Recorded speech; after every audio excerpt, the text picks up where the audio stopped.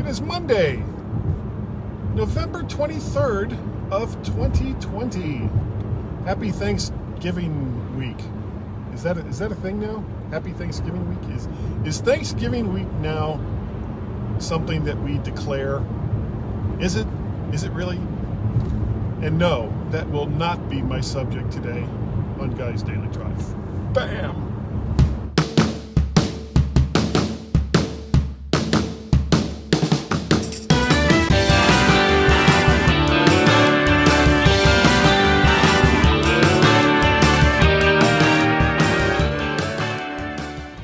And good morning to all those daily drivers out there.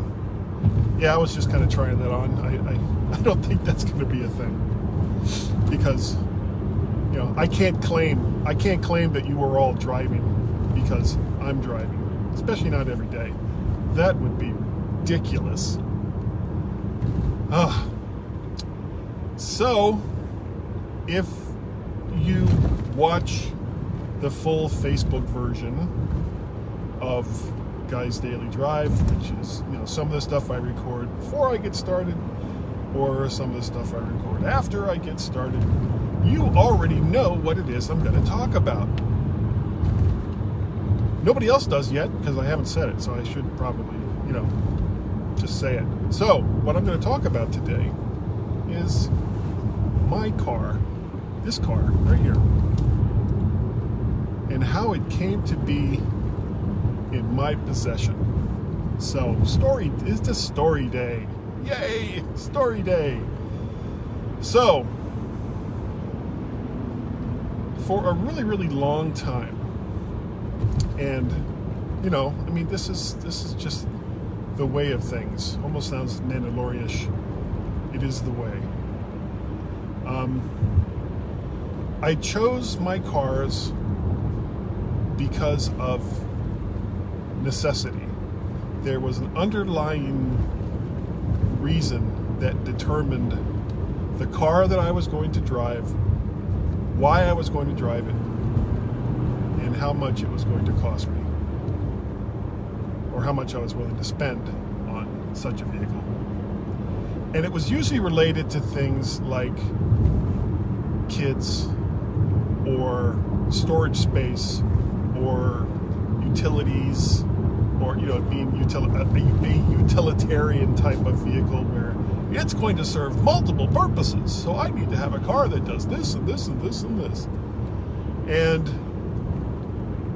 for the most part, not always, with some notable exceptions, for the most part, they were good cars. You know, I mean, they did exactly what it was that I needed them to do at the time that I needed them to do it. But they weren't cars that I otherwise would have chosen. And going way, way, way back, like my very first car was a 74 Plymouth Duster. I never would have chosen this car, ever. And two things necessitated me getting that car. Number one, my dad wouldn't let me get the car I wanted. And I know that sounds like, oh, my daddy wouldn't let me. It was actually my money. It was my money that I was going to spend on my car. However, at the age of 17, you cannot legally sign a contract. I don't believe you can get insurance, especially, you know, back in the 70s. So you had to have parental permission for everything. And number two, I wanted a car so bad that I was willing to accept a car I didn't particularly want so that I would have a car. Case in point, the 1974 six-cylinder Duster, which, as it turns out, was probably a much better choice than the car I would have chosen. So, yay, Dad. After that, I got cars usually based on how much I could afford, especially because the Duster got wrecked. So I ended up with a real piece of crap because it was all I could afford. Then I got one that was like my first utilitarian car, where it was a car that I kind of needed for the job that I had at the time. And I think the first car that I bought that was like, okay, this is the car I really, really want. And it was kind of an accident as well, but it was the car I really wanted. And that was a 1987 Chevy Beretta GT. And I know, looking back, people are like, that was a crap car. It really wasn't. I had so much fun driving that car, especially because it was manual transmission. So just stick shifting all over the place is so much fun. And then after that, I got married and we had kids, and that necessitated getting rid of the Beretta and getting something a little more family friendly. So it was a series of minivans. There were two minivans, Dodge Caravan that was garbage, and a Ford Windstar that for a long time was not garbage, but ended up being garbage in the end. SUVs, I had a Ford Explorer for about 8 to 10 years, and that car worked out really, really well. And then I got my last utilitarian car, which was the Ford Flex. And I can't remember if I still had the Ford Flex when I started doing Guy's Daily Drive or not. But I had that car for 9 years, and that was like my last family car. By the time both kids were, out of school, out of the house, I was like the last 2 years that I owned that car, I was basically just using it to drive to work. Which way? This way. And,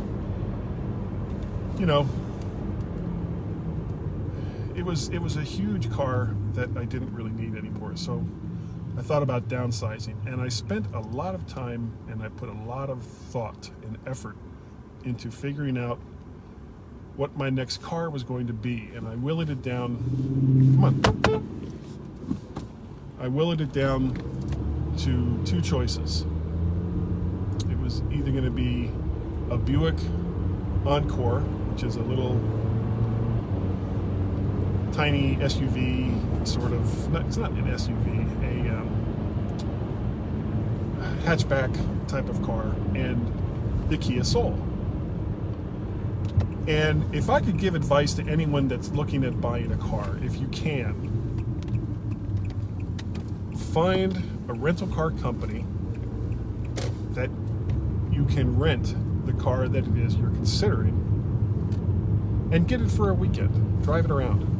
See how you like it, how it drives, how it feels, because that works out really well. It gives you a chance to try before you buy kind of thing.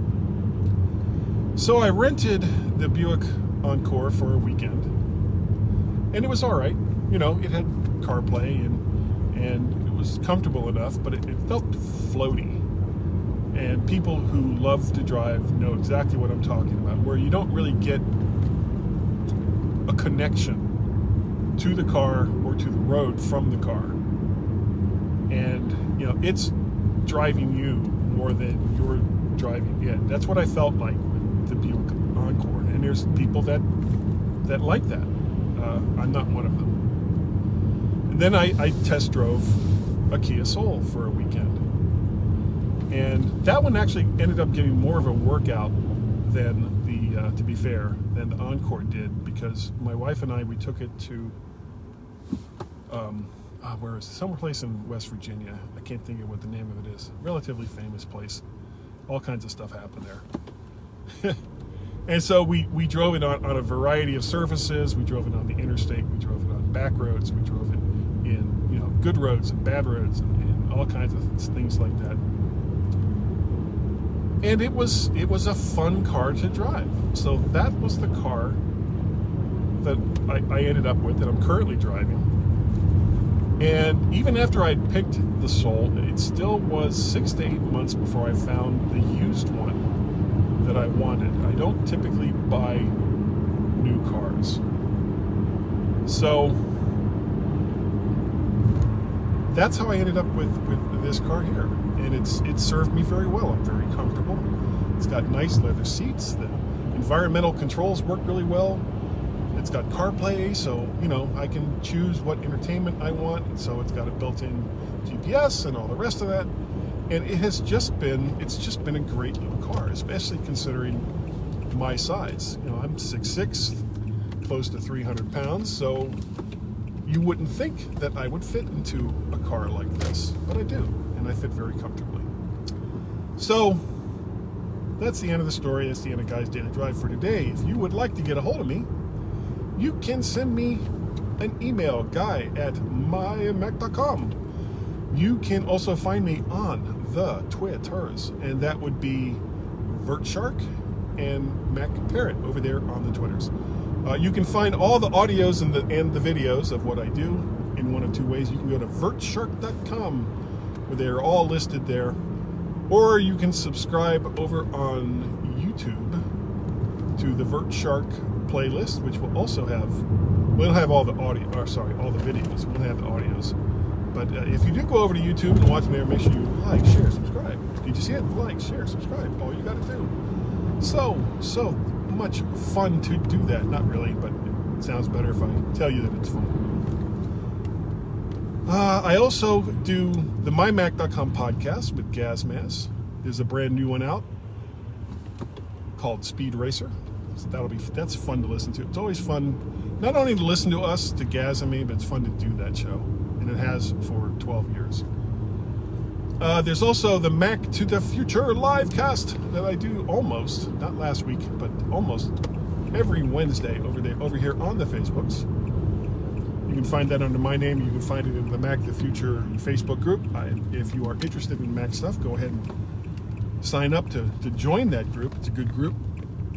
Lots of very smart and snarky people. So if you like Macs and you like snark, that's the group you want to go to. What else? Oh, of course, there's Guy's Daily Drive. But you knew that because you're watching it right now. But that is going to do it for today. I'd like to say thank you to everyone who is listening and or watching in whatever form that you want, Guy's Daily Drive. I will probably be doing another one tomorrow. I'm going down to go get Guy Jr. in Richmond to bring him back up here for Thanksgiving. And I don't know, I may do like 2 or 3 more this week. I know, crazy, right? Oh, but that is seriously going to do it. So thank you all for watching or listening. And I will see you right there. You, Mr., Mister, however you identify. Next time, right here on Guy's Daily Drive. Bye-bye.